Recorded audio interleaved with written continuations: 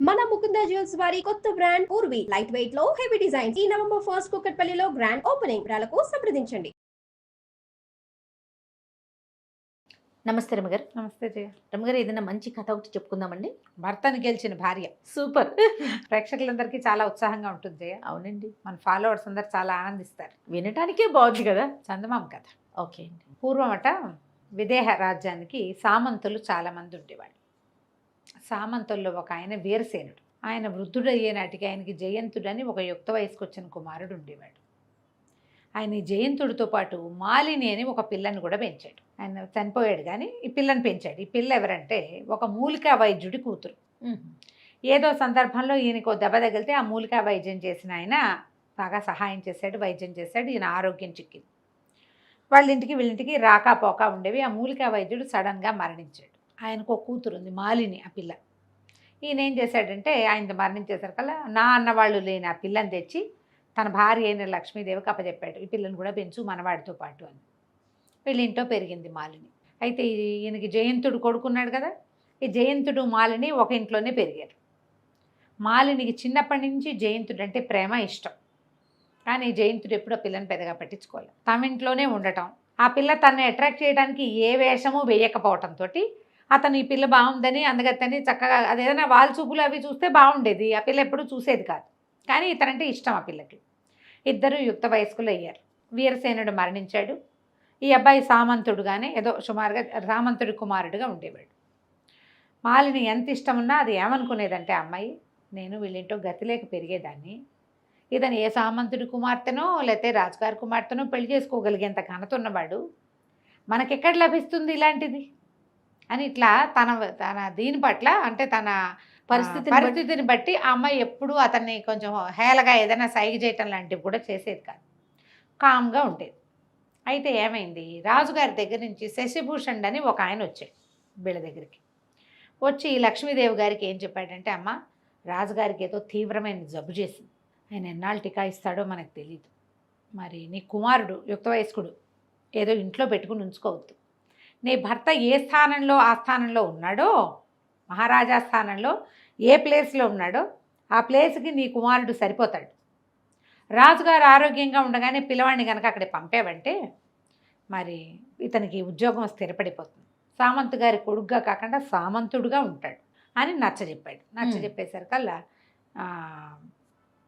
ఈవిడ ఆలోచించి కొడుకుని పంపడానికి నిశ్చయమైంది. కొడుకుని ఎక్కడికి పంపాలి, వీళ్ళు ఉన్నది చిన్న ఊరు, మహారాజాస్థానికి పంపాలంటే విదేహకి పంపించేసేయాలి. ఈ అబ్బాయి వెళ్ళిపోతాడనగానే ఈ పిల్ల మెల్లిమెల్లిగా కళ్ళ నీళ్ళు తుడుచుకోవటం మొదలుపెట్టింది. తుడుచుకుంటుంటే ఏమన్నది, ఆవిడ అడిగింది 1-2 సార్లు, ఎందుకు అమ్మాయి అంటే, పాపం రాజుగారికి జబ్బు చేసిందని బాధగా ఉందండి అని. తర్వాత ఇంకో 2 రోజులు పోయాక అతను బయలుదేరాడు.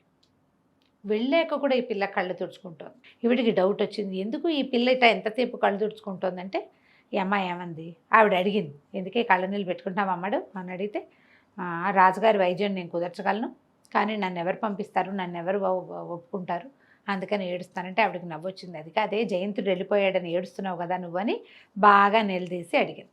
అవును, జయంతుడు అంటే ఇష్టమని ఒప్పుకున్నాక ఏమంది, రాజుగారికి వైద్యం చేయగలను అత్త నేను అని చెప్పేసరికల్లా, మా నాన్న నాకు ఇలాంటి వైద్యాలు చాలా చెప్పాడు చిన్నప్పుడు, 12-10 ఏళ్ళు వచ్చేదాకా తండ్రితో ఉంది, కొన్ని మూలికలు నేను గుర్తుపడతాను కూడా, మా నాన్న తీసుకెళ్ళేవాడు అని చెప్పేసరికల్లా, సరే ఈవిడ ఏం చేసింది, పిల్ల వైద్యం చేసినా చేయకపోయినా జయంతుడిని ఒకసారి చూసొస్తుందని రాజాస్థానానికి కబురు చేసి ఈ పిల్లని బండి కట్టించి పంపించింది. బండి కట్టించి పంపించేసరికల్లా ఈ సామంతుడి ఇంటి నుంచి వచ్చింది కాబట్టి రాజుగారు అమ్మాయిని లోపల రానిచ్చాడు, కానీ ఈ చిన్న పిల్లని చూసేసరికల్లా ఆయన తెల్లబోయాడు. ఈ పిల్లని చూస్తే దానికో 18-19 ఏళ్ళు ఉంటాయి.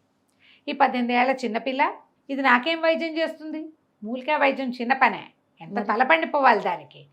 ఆయన ఏమన్నాడంటే, ఇగో నాకు నీ వైద్యం మీద నమ్మకం లేదు, వైద్యం సరిగ్గా కుదరపోతే నీ తలది ఇస్తా, వైద్యం కనుక కుదిరి నాకు జబ్బు కుదిరిపోతే ఆ స్థానంలో నువ్వు ఎవరిని కావాలంటే వాళ్ళకి ఇచ్చి నేను వివాహం చేస్తానని నేను ఒప్పుకున్నాడు. బాగుందిగా, నువ్వు యుక్త వయస్కులవి పిల్లవి, పెళ్లి కావాల్సిన పిల్లవి కాబట్టి నీకు అద్భుతమైన పెద్ద కుటుంబంలో వివాహాన్ని జరిపిస్తా, మందు కుదరలేదో నీ తల దించేది నీకు నిరుకేనని అన్నాడు. ఆ అమ్మాయి ఒప్పుకుంది. 4 రోజుల్లో రాజుగారి జబ్బు కాస్త కుదిరిపోయింది. అమ్మాయి వచ్చేటప్పుడు మూలికలు పుచ్చుకొచ్చింది. శశిభూషణ్ వచ్చాడు కదా, ఆయన రాజుగారికి ఉన్న వ్యాధి లక్షణం అన్నీ చెప్పాడు. అమ్మాయికి ముందే తెలుసు, అక్కడి నుంచి మూలికలు పుచ్చుకొచ్చింది. మూలికా వైద్యం కుదిరింది, రాజుకు గుణం కనపడింది, శుభ్రంగా తయారయ్యాడు. 4 రోజుల కల్లా బాధలు తగ్గిపోయింది. ఆయన ఒక వారం రోజులు బాగా పుష్టి పుంజుకున్నాక ఒకరోజు మొత్తం ఆస్థానం అంతా మోహరించినప్పుడు ఈ పిల్లని వెంబడి పెట్టుకెళ్ళి అందరినీ చూపించి, వీళ్ళల్లో నువ్వు ఎవరిని పెళ్లి చేసుకుంటావో చెప్పు, నువ్వు ఎవరినంటే వాడికి ఇచ్చి నిన్ను పెళ్లి చేస్తానన్నాడు. రాజుగారు ఆజ్ఞ శిరసావహించాల్సిందేగా. ఈ అమ్మాయి ఏం చేసింది, అటు ఇటు తిరిగి జయంతుడిని చూపించి ఈయనకిచ్చి చేయండి నన్ను అంది. రాజుగారు నాడు జయంత ఈ పిల్లని పెళ్లి చేసుకో అన్నాడు. అనగానే సర్రుమని లేచాడు జయంతుడు. దీన్ని ఏం చేసుకోవటం ఏంటండి, ఇది మా ఇంట్లో పెరిగింది, మా ఇల్లు కాపెట్టుకుని ఉన్న పిల్ల, ఇది కావాలని ఎత్తేసి నా మీద నన్ను పెళ్లి చేసుకోవడానికి పని చేసిందని పోట్లాడాడు. అనేసరికి ఈ పిల్ల అవమానపడిపోయింది. సభలో అట్లా అంటే అవమానం కాదు మరి, మా ఇంట్లో ఎంగిలి మెతుకులు తింది పెరిగింది ఇలాంటి మాటలంటే అమ్మాయి తలదించుకుని వద్దులేండి, వివాహం వద్దు, పోనీళ్ళండి, నన్ను ఊరు పంపించేసేయండి అది అనగానే రాజు అన్నాడు, హత్తేరి నేను అన్నమాట కాదంటావా, పెళ్ళైతే నువ్వు చేసుకుని తీరాల్సిందేనన్నాడు. జయంతుడు కొళ్ళు మండిపోయింది. ఇప్పుడు కాదంటే సామంతు ఉద్యోగం పోతుంది, అదే తల్లి ఏమంటుందో ఆలోచించుకుని సరేనన్నాడు. వివాహం జరిగిపోయింది. జరిగిపోయాక ఆ రోజు సాయంకాలం చెప్పాడు ఆయన, జయంతుడు ఏదో నన్ను పెళ్లి చేసుకుని సాధించాను అనుకుంటున్నావేమో, ఎప్పటికీ నువ్వు నా పెళ్ళానివి కాలేవు, రాజుగారి ముచ్చట కోసం పెళ్లి చేసుకున్నా కానీ నీతో కాపురం చేసే ఉత్సాహం నాకు లేదు, నువ్వెవరో నేనెవరో, ఎక్కడికి పోతావో పో అనేసరికి అలా పిల్లయ్యి అక్కడి నుంచి పిల్లేచాక వెళ్ళిపోయాడు. ఇల్లు వదిలిపెట్టి వెళ్ళేటప్పుడు ఉత్తరం ఏమని రాశాడంటే, నువ్వెప్పటికీ నా భార్యవి కాలేవు, నా ఉంగరం నీ చేతికి ఏనాడు వస్తుందో ఆనాటికి నువ్వు నా భార్య అనుకో, అది జన్మలో జరిగే పని కాదని ఊరు వదిలిపెట్టి వెళ్ళిపోయాడు. ఈ పిల్ల బేకమొహం వేసింది. ఇంతలో వాళ్ళ అమ్మ కూడా వచ్చిందిగా పెళ్ళికి. ఆవిడెవరెవరో వీడు ఇంత పని చేశాడని పిల్లని బతిమలాడి ఏదో ఓదార్చింది. ఈ వెళ్ళిన జయంతుడు కాశీరాజు దగ్గర ఉద్యోగానికి చేరాడు. ఓహో, విదేహ నుంచి వెళ్ళిపోయాడు. సరే ఈ పిల్ల కూడా ఏం చేస్తుంది, ఇంకా నాకు ఇంట్లో ఉండబుద్ధి కావటం లేదు, ఎక్కడికైనా వెళ్తానని అమ్మాయి దేశాటనంకి మొదలుపెట్టింది. తీర్థయాత్రలు చేసేది, ఏదో కొంచెం డబ్బు ఇచ్చాడు రాజుగారు. అయితే వివాహం అప్పుడు రాజుగారు ఒక ఉంగరం ఇచ్చారు ఈ అమ్మాయికి.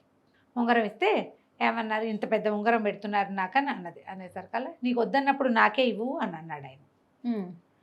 ఆయన వేలు ఉంగరం తన జబ్బు తగ్గించిన ప్రీతితోటి, నువ్వు నీకు వద్దనిపిస్తే ఇంకెవరికి ఇవ్వబోక నాకే ఇద్దుగానిలే అన్నాడు. సరే ఆ ఉంగరం పెట్టుకుంది వేలికి. ఆ అమ్మాయి కూడా దేశాటానికి బయలుదేరింది. క్రమంగా అటాటాటాట కాశీనగరానికి చేరింది. ఈ కాశీనగరంలో ఒక రాజకుటుంబానికి సంబంధించిన వాళ్ళు ఉన్నారు. ఆవిడ పేరు విమలాదేవి, భర్త లేడు. ఆవిడకి నీలవేణి అని ఒక కూతురు ఉంది. పిల్ల బాగుంటుంది. ఈ జయంతుడు కాశీరాజ్యానికి వచ్చాక అతనికి దృష్టి ఈ నీలవేణి మీద పడింది. ఈ అమ్మాయిని వివాహం చేసుకుంటానని కబురు చేశాడు. చేస్తే వాళ్ళు ఇంకా ఒప్పుకోలే. వీళ్ళు చాలా సామాన్య కుటుంబీకులు, అవతానికి రాజకుటుంబమే కానీ ఆస్తి స్వాస్థ్యం ఉన్నవాళ్ళు కాదు. కానీ జయంతుడికి పెళ్ళయిందని, పెళ్ళి ఇష్టం లేక దేశాంతరాలకు వచ్చాడని ఒక వార్త ఉన్నది వాళ్ళకి తెలుసు. ఈవిడ ఈ అమ్మాయి మన మాలిని ఆ విమలాదేవి గారింటికి చేరింది. ఓకే, దేశాటం చేస్తూ తీర్థయాత్రలు చేసుకుంటూ వీళ్ళింటికి చేరేసరికల్లా సరే ఆవిడ ఒక సందర్భంలో చెప్పింది, ఈ పిల్లాడు ఒక అబ్బాయి అడుగుతున్నాడు, అతనికి వివాహం అయిందంటున్నారు, అది ఇది అనేసరికల్లా ఇవి బాగా ఆలోచించుకుని ఏం చేసింది, వాళ్ళకి నిజం చెప్పేసింది. నేనే అతని భార్యని, ఓ పని చేయండి, పిలిపించండి, ఈ అమ్మాయి మాట్లాడతాను, ఈ అమ్మాయితో మాట్లాడతానని అడుగుతున్నాడు. పిలిపించండి, నేను చెప్పినట్టుగా మాట్లాడితే చాలు, మీకు అనంతమైన సంపద మీ పరం చేస్తానని ఒప్పించుకుంటే సరే ఏం చేసింది, అతన్ని జయంతుడికి కబురు చేయించింది. జయంతుడు వచ్చి వీళ్ళతో మాట్లాడినప్పుడు సరే నీలవేణి పెళ్ళికి ఒప్పుకున్నట్టుగా ఒప్పుకుని ఏదైనా ఇవ్వమని ఏం చేసింది, తన ఉంగరమేమో అమ్మాయికి ఇచ్చింది. అమ్మాయికి ఇస్తే అమ్మాయి ఏం చేసింది, ఉంగరాలు మార్చుకుందాం మనం అని చెప్పేసి జయంతుడి ఉంగరాన్ని నీలవేణి తీసుకుంది. నీలవేణి దగ్గర ఉన్నటువంటి మాలినికి రాజుగారు ఇచ్చిన ఉంగరం ఉంది కదా, అది ఇతనికి ఇచ్చేసరికల్లా సరే వివాహం చేసుకుందాం అనుకున్నాం. ఇంతలో ఏమైంది, ఈ మాలిని చనిపోయినట్టుగా ఒక వార్త పుట్టించారు. ప్రయాగలో ఎక్కడో మాలిని మరణించిందని. సరే ఇతనేమనుకున్నాడు, మాలిని ఎలాగో మరణించింది, ఈ లోపల తల్లి ఉత్తరం రాసింది. ఉత్తరం రాసి మాలిని మరణించిందని వార్త వచ్చింది, మరి నువ్వు ఇంటికి వచ్చేసి అమ్మాయికి తిలోదకాలు అవి ఇవ్వాలి కదా, భార్య కదా అనేసరికల్లా ఇతను బయలుదేరాడు. తను బయలుదేరి తల్లి దగ్గర మరి వివాహం చేసుకోవాలని అమ్మ దగ్గరికి వెళ్ళాలి, వాళ్ళని కూడా రమ్మన్నాడు. విమలాదేవిని నీలవేణిని కూడా రమ్మన్నాడు, వాళ్ళతో పాటు మాలిని కూడా బయలుదేరి. ఇంతలో ఏమైంది, ఈవిని చూడ్డానికి లక్ష్మీదేవిని చూసి చాన్నాళ్ళు అయిందని రాజుగారు ఆ ప్రాంతం వైపుకి ఏటో విడిది చేయడానికి వెళ్తూ రాజుగారు శశిభూషణుడు ఇద్దరు కలిసి ఈ లక్ష్మీదేవి గారి దగ్గరికి వెళ్ళారు, జయంతుడు వాళ్ళ అమ్మ దగ్గర. అదే సమయానికి ఇతను వచ్చాడు. వచ్చేసరికల్లా మాలిని ఎలా ఉంది ఏమిటి అని రాజుగారు అడిగేసరికల్లా మాలిని చనిపోయిందన్న వార్త చెప్తే ఆయన చాలా బాధపడ్డాడు. అయ్యో నాకు వైద్యం చేసింది ఎంత చక్కటి పిల్ల, జయంతుడికి ప్రాప్తం లేకపోయిందంటే శశిభూషణ్ అన్నాడు జయంతుడు ఎట్లాంటి దురదృష్టవంతుడు, రాజు మాట నిలబెట్టలా, తల్లి మాట నిలబెట్టలా, భార్యని పోగొట్టుకున్నాడు. సరే ఈ మాటల సందర్భంలో ఈయన జయంతుడికి వేలుకున్న తన ఉంగరాన్ని చూశాడు రాజుగారు. ఆయనకి ఏం డౌట్ వచ్చింది, మాలిని చనిపోవటం ఏంటి, జయంతుడే దాన్ని చంపేశాడు. ఆ పిల్ల వేలికి నేను ఇచ్చిన ఉంగరం ఉంది. అమ్మాయి ఏం చెప్పింది, నా ఉంగరాన్ని మళ్ళీ మీకే ఇస్తానది, నేను పెట్టుకోలేకపోతే మీకే ఇస్తానది. నా దగ్గరికి రావాల్సిన ఉంగరం జయంతుడి వేలికి ఎలా వచ్చింది, జయంతుడి వేలికి ఎలా వచ్చింది అనేసరికల్లా వెంటనే జయంత చెప్పు, నిజం చెప్పు, నువ్వు మాలిని నువ్వు నా ప్రాణదాత, ఆ పిల్లని నువ్వు చంపేసి ఉంటావు, ఈ ఉంగరం నీ దగ్గరికి ఎలా వచ్చిందని చెడామడ అరిచాడు ఆయన. అరిస్తే ఇతను పెళ్లి సంబంధం మాట చెప్పకుండా ఎవరో ఒక అమ్మాయి ఎక్కడికో వెళ్తూ నా మీద విసిరేసిందని నువ్వు కట్టుకథ ఏదో చెప్పబోయాడు. చెప్పినా రాజు నమ్మల. ఈ వీడే ఆ మాలిని ఏలుకోవటం ఇష్టం లేక ఆ పిల్లని చంపేసి ఉంటాడు, అందుకే దాని వేలు ఉంగరం వీడి దగ్గరికి వచ్చింది, లేకపోతే ఎట్టా వస్తుంది నీ దగ్గరికి. అది ఇంతలో ఏమైంది, ఆ సుభద్రాదేవి మన విమలాదేవిను కూతురు ఈవిడ అమ్మాయి నీలవేణి వచ్చారు. వచ్చేసరికల్లా మాట్లాడుకుంటే ఇతను ఈ అమ్మాయిని నేను వివాహం చేసుకోదలుచుకున్నానని చెప్పేసరికల్లా అమ్మాయి ఏమంది, నేనేం వివాహం చేసుకోను, ఈయన నాకేమి ఇవ్వలేదు, ఈ ఉంగరం ఈవిడ ఇచ్చిందంటే నేను ఎక్కడిచ్చాను నాకు తెలియదు అంటుంది అమ్మాయి. రాజుకు అర్థం కాల. ఇతను వీళ్ళ పేరు చెప్తాడు, వాళ్ళేమో మాకు తెలియదు అంటారు, నేను ఈ అమ్మాయికి ఉంగరం ఇచ్చానంటాడు, నాకేం ఉంగరం ఇవ్వలేదు, నా వేలికి ఉంగరం ఏమీ లేదంటుంది అమ్మాయి. ఇతను ఉంగరం ఏమైంది, ఇంతలో మాలిని వచ్చి ప్రభువుకు నమస్కారం చేసింది, అత్తగారికి దండం పెట్టింది, శశిభూషణ్కి దండం పెట్టేసరికల్ ఆయన వాళ్ళని అమ్మ బతికే ఉన్నావా, నువ్వు చనిపోయావని చాలా బాధపడుతున్నాం మేము అనేసరికల్ నేను బతికే ఉన్నాను. అయితే ఇతను అన్నాడు నేను మాలిని కంటితోటి చూడలే ఇప్పటిదాకా, ఇప్పుడే చూస్తున్నా, ఆ ఉంగరం నా దగ్గరికి ఎలా వచ్చిందో నాకు అర్థం కావట్లేదు అంటే నేనే ఇచ్చాను, ఇదిగో ఈ ఉంగరానికి మారుగానే తన చేతికున్న ఉంగరం చూపించింది. ఆ చేతి ఉంగరం ఎవరిది, జయంతుడిది. వాడు ఏం చేశాడు, రాశాడు ఉత్తరం, నా ఉంగరం నీ చేతికి చేరితేనే నువ్వు నా భార్య అయినట్టు అని చెప్పాడు. ఇప్పుడు ఉంగరం చేస్తే భార్య అయిన ఒప్పుకోవాల్సిందే కదా, అంతేగా. నిర్ఘాంతపోయాడు అతను. ఆ అమ్మాయి ఏం చెప్పిందంటే నాకు ఇంకో దారి లేకపోయింది, నేను కావాలని చేయకుండానే ఇలా జరిగింది, ముందు అతను పెళ్లి చేసుకునే ఉద్దేశంతో మీకు వైద్యం చేయలే, మీరు అన్నారు కాబట్టి నేను అతన్ని చూపించాను అనేసరికి జయంతుడు కూడా సర్దుకున్నాడు. అతను పెళ్ళినప్పుడు చూసిన పిల్ల వేరు, ఈ 3 సంవత్సరాల్లో ఈ అమ్మాయి ఇంకా చక్కగా తయారైంది. నీలవేణిని మాలిని పక్కపక్కన చూస్తే మాలినే బాగుందనిపించింది. తర్వాత రెండోది ఇంత ప్రయత్నం చేసి తను ఎక్కడుంటే అక్కడికి వచ్చి ఇంత ప్రయత్నం చేస్తుంటే అతనికి ఆమెకు ఎంత ప్రీతి ఉంది తనంటే, అంతేగా. దాంతో సర్దుకుని ఒప్పుకున్నాడు, నువ్వు నన్ను జయించావు, నువ్వు నన్ను గెలుచుకున్నట్టే, ఇప్పుడు ఇంత ప్రయత్నం చేసి ఆ ఉంగరం తన చేతికి వచ్చేలాగా చేసుకుంది, ఇప్పుడు వాళ్ళనైనా ఒప్పించుకుంది కదా. దాంతో రాజుగారికి దండం పెట్టి మీరు చేసిన పెళ్ళిని నేను నిలబెట్టుకుంటాను, మాలిని నేను నిలుకుంటాను, నాతో పాటే ఉంటుంది, మేము ఇంకా భార్యాభర్తలుగా జీవిస్తామని రాజుకి అమ్మకి దండం పెట్టాడు. మాలిని ఏం చేసిందంటే తన అత్తగారు తనకి ఇస్తానన్న బంగారాన్ని అంతని ఈ నీలవేణికి ఇచ్చేసింది. ఎందుకంటే ఆమె వివాహం అవ్వాలి, వాళ్ళకి దగ్గర డబ్బులు లేవు కదా, మాట ఇచ్చింది కదా, అనంతమైన ధనం ఇస్తాను. ధనంతో వాళ్ళని కాశీ నగరానికి పంపించేసి ఈ మాలిని జయంతుడు కలిసి రాజుగారి సేవలో తరించడం కోసం మళ్ళీ విదేహ రాజ్యానికి వెళ్ళిపోయారు. కథ కంచికి మనం ఇంటికి. చాలా బాగుందండి. నమస్తే. నమస్తే.